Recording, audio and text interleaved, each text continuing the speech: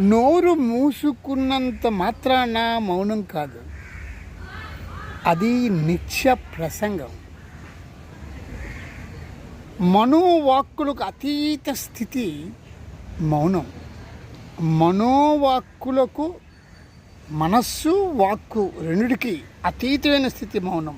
గాఢంగా ఏదేని ఒక తలపుని దాని మూలం జాడతీ. అట్టి చిత్త ఏకాగ్రత వల్ల మౌనం సిద్ధిస్తుంది.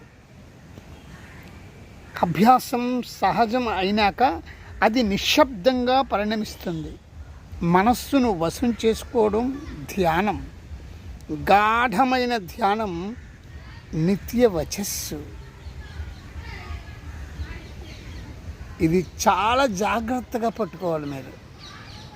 ఎంత గొప్పదైన విషయం ఈ మౌనం.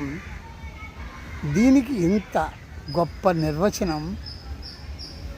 దీన్ని పట్టుకొని ఆచరిస్తే ఆత్మగా మీరు నిలబడతారు.